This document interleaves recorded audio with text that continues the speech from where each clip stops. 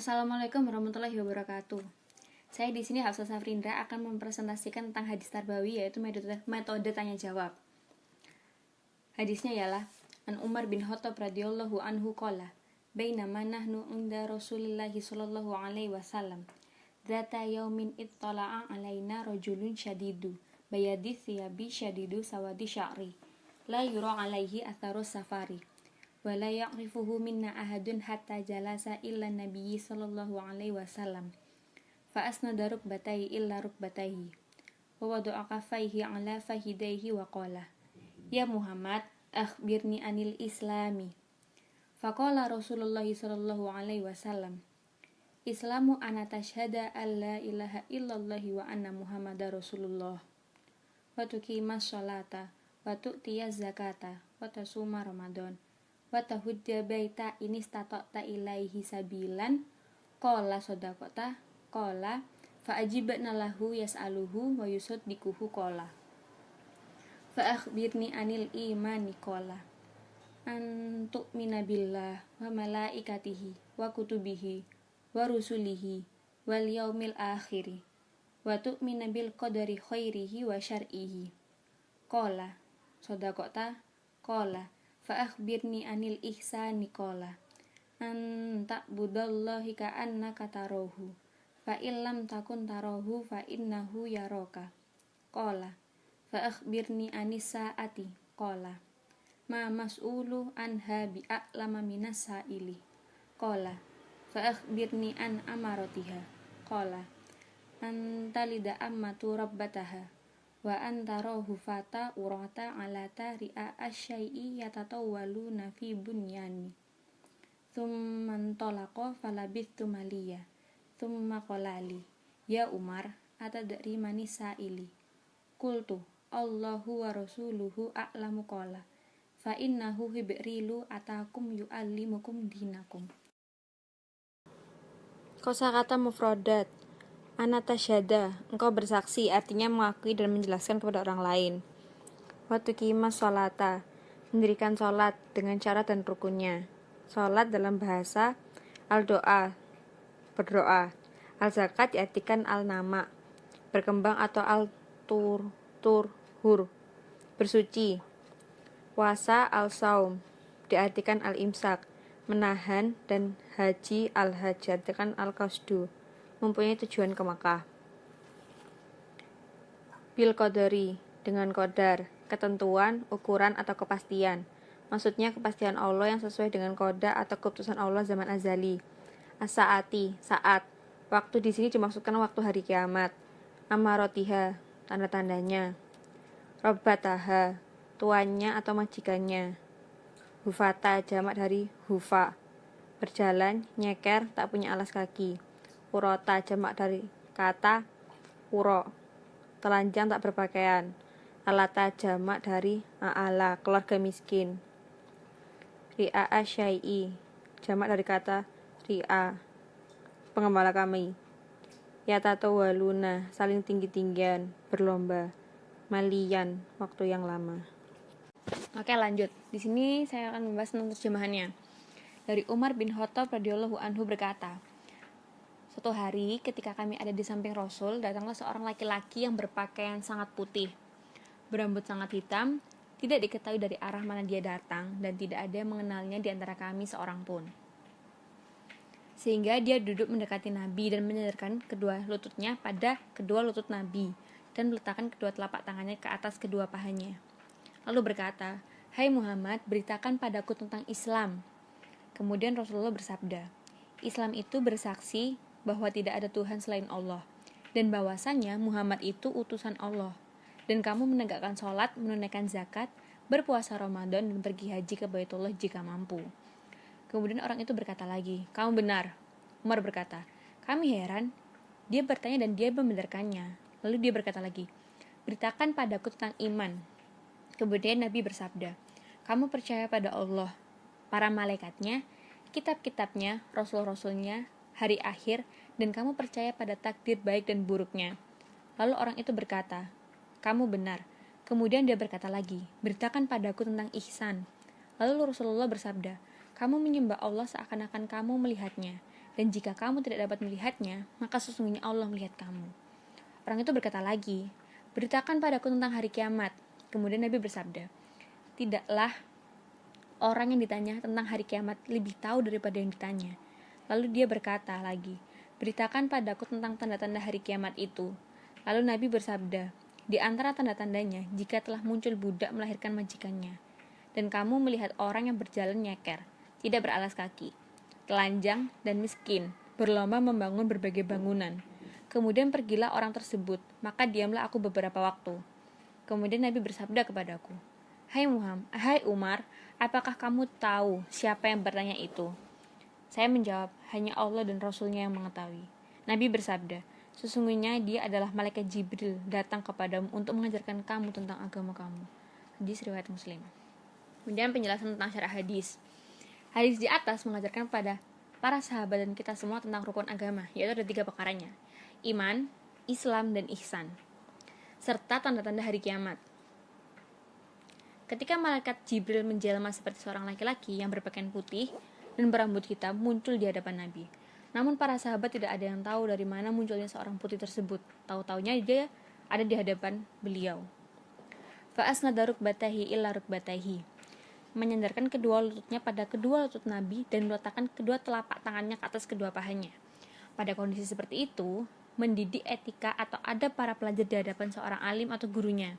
Duduk yang paling sopan di hadap Rasulullah seperti kondisi tahiyat awal, iftirasi, atau tahiyat akhir, yaitu tawaruk. Dalam dunia pendidikan sekarang tentunya susah untuk dilaksanakan karena dunia pendidikan sekarang menggunakan kursi. Tetapi pesan moral yang dapat diambil tetap menjaga sopan santun di hadapan yang lebih tua atau guru.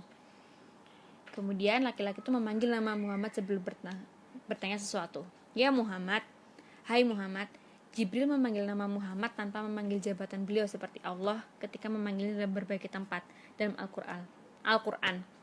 Ya ayuhan nabi, ya ayuhar rasul. Wahai nabi, wahai rasul. Panggilan Jibril di atas lebih bersembunyi. Tidak ada yang tahu kalau penanya tersebut adalah Jibril. Hal ini tidak bertentangan dengan larangan Allah pada surat An-Nur ayat 63. La taj'alu du'a ar-rasuli bainakum ka du'a ibadakum ba'don. Janganlah kamu jadikan panggilan Rasul di antara kamu seperti panggilan lainnya, sebagian kamu kepada sebagian yang lain. Panggilan Jibril tidak bertentangan dengan ayat di atas karena Jibril di luar kitab Al-Quran. Penjelasan syarah hadis Islam.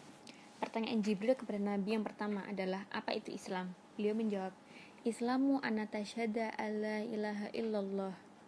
Islam adalah bersyahadat, salat, zakat, puasa, dan haji. Pengakuan keimanan dengan membaca 2 kalimat syahadat. Islam adalah melakukan 5 perkara tersebut yang disebut rukun Islam. Seseorang belum dikatakan beragama Islam jika belum melakukan 5 perkara itu, kecuali seperti zakat dan haji. Rukun Islam juga disebutkan dalam hadis yang diriwayatkan oleh Ibnu Umar radhiyallahu anhu. Rasulullah SAW bersabda, Buniyal Islamu ala khumsin syahadati alla ilaha illallah wa anna muhammadar Rasulullah wa iqamis sholata wa ita'iz zakata wal haji wa saumi Ramadan. Islam didirikan atas 5 perkara, yaitu bersaksi tidak ada Tuhan. Yang pertama, bersaksi tidak ada Tuhan selain Allah dan Muhammad adalah utusan Allah. Mendirikan sholat, menunaikan zakat, haji, dan berpuasa. Kemudian penjelasan cara hadis iman. Faktor kedua tentang keimanan diawali dengan pertanyaan, apa itu iman? Nabi menjawab, antu'mina billah wa malaikatihi. Kamu percaya pada Allah, para malaikatnya, kitab-kitabnya, rasul-rasulnya, hari akhir, dan kamu percaya pada takdir baik dan buruknya. Iman letaknya di hati, yaitu meyakini secara yakin dan diikrarkan sebagaimana dalam syahadat, persaksian. Iman adalah membenarkan dasar-dasar Islam, sedangkan Islam adalah kepatuhan perbuatan lahir dengan syarak. Keduanya berbeda, tetapi selalu bersama dan saling menzalimi. Makna kata iman yang sebenarnya adalah memasukkan perbuatan lahir, sebagaimana Rasulullah SAW bersabda, Laisal imanu bit tamani wat tahali walakin huwa ma faqarafi qalbi wa saddaku amalu. Tidaklah iman itu hanya angan-angan dan hiasan saja, tetapi ia adalah sesuatu yang bersemayam dalam hati dan dibenarkan oleh amal perbuatannya. Lebih tegas lagi ditegaskan oleh sebagian ulama bahwa iman adalah tasdikun bil janani wa iqraru bil lisani wa amalun bil arkani. Pembenaran dalam hati, pengakuan di lisan, dan perbuatan pada seluruh anggota badan. Iman adalah perbuatan batin yang tidak bisa dibohongi, sedangkan Islam perbuatan lahir yang bisa dibohongi, misalnya seorang pura-pura sholat. Sebagian ulama mengatakan, la yuqbalu imanun bila islamin wala islamun bila imanin. Iman tidak diterima tanpa Islam, dan Islam juga diterima tanpa iman. Dan di dalam surat Al-Hujurat ayat 14 dibedakan antara iman dan Islam. Ketika orang Arab Badui yang berpura-pura beriman di hadapan Nabi Shallallahu Alaihi Wasallam, turunlah ayat tersebut yang menolak iman mereka. Mereka telah Islam, tapi belum beriman. Maka tidak boleh berkata, kami beriman, tetapi katakanlah kami Islam. Kemudian penjelasan secara hadis yang ihsan. Berikutnya Jibril bertanya, apa itu ihsan? Nabi menjawab, anta budallahi ka'annaka. Kamu menyembah Allah seakan-akan kamu melihatnya, dan jika kamu tidak dapat melihatnya, maka sesungguhnya Allah melihat kamu. Pengertian ihsan adalah menyembah Allah seakan-akan melihatnya di hadapan kita. Tentunya melihatnya dengan hati karena keimanan itu tepatnya dalam hati. Kalau tidak mampu, kita selalu ingat bahwa Allah melihat kita. Kita sempurnakan ibadah dengan sebaik mungkin, baik bacaan, gerakan badan, gerakan batin yakni ikhlas, khusyuk, dan kunduk, serta berpakaian yang sopan, karena kita sedang berhadapan dengan Allah yang maha segala-galanya. Ihsan yang disebutkan dalam hadis adalah dalam ibadah. Adapun ihsan di luar ibadah, maknanya kita bawa makanan ihsan tersebut dalam segala hal kehidupan kita. Di mana saja dan kapan saja kita selalu ingat diawasi oleh Allah. Kemudian penjelasan syarah hadis, yaitu hari kiamat. Innallahi indahu ilmu saati. Sesungguhnya hanya Allah yang mengetahui datangnya hari kiamat. Lantas Jibril mengejar bertanya tentang tanda-tanda kiamat. Kemudian dijawab Nabi Shallallahu Alaihi Wasallam, yaitu antalida ammatu rabbataha.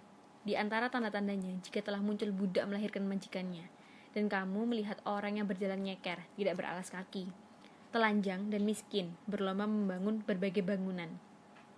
Dalam hadis ini ada dua hal yang disebutkan Nabi sebagai tanda-tanda kiamat tiba, yaitu pertama, jika telah muncul budak melahirkan majikannya. Maksudnya di sini itu anak budak terhadap tuannya menduduki tempat tuannya, karena harta warisan akan mengalir kepada anak ini, atau diartikan banyak anak yang durhaka terhadap orang tuanya. Karena jika seorang budak melahirkan tuan yang semestinya dihormati, telah menjadi anak yang boleh diperintah, dihajar, dibukul, dan lain-lain. Kemudian yang kedua, kamu melihat orang yang berjalan nyeker, tidak beralas kaki, telanjang dan miskin, berlomba membangun berbagai bangunan. Maknanya telah banyak orang miskin, kampungan, atau yang hidup di daerah pegunungan, tidak berpengalaman, tidak mengerti perkembangan dan kemajuan, berlomba membangun bangunan yang indah. Atau diartikan secara metaforis, yakni jika suatu perkara diserahkan yang bukan pada bidangnya sesuai dengan hadis Nabi yang diriwayatkan dari Abu Hurairah. Rasulullah Shallallahu Alaihi Wasallam bersabda, faida duyiat amanahu fantadiris saati kola kaifa ido atuha kola ida husida amru ila ghairi ahlihi fantadiris saati. Maka jika amanah telah disia-siakan, maka tunggulah kiamat tiba. Seorang penanya itu bertanya, bagaimana tersia-sianya amanah itu? Beliau menjawab, jika suatu perkara diserahkan bukan pada ahlinya, maka tunggulah saat kiamat. Hadis riwayat Bukhari. Setelah mengajukan beberapa pertanyaan, laki-laki itu pergi. Dalam riwayat Al-Tirmizi, diamnya Umar dan sahabat sampai 3 hari. Sekalipun para sahabatnya mengetahui ketika dia ditanya oleh Nabi, mereka selalu menjawab, wallahu alam atau wallahu wa rasulullah a'lam. Kemudian yang terakhir, pelajaran yang dipetik dari hadis ini itu ya, yang pertama, malaikat dapat berubah-ubah bentuk atau menjelma bentuk apa saja yang diketahui. Yang kedua, adab seorang murid terhadap seorang alim tawadu baik dalam sikap maupun ucapan.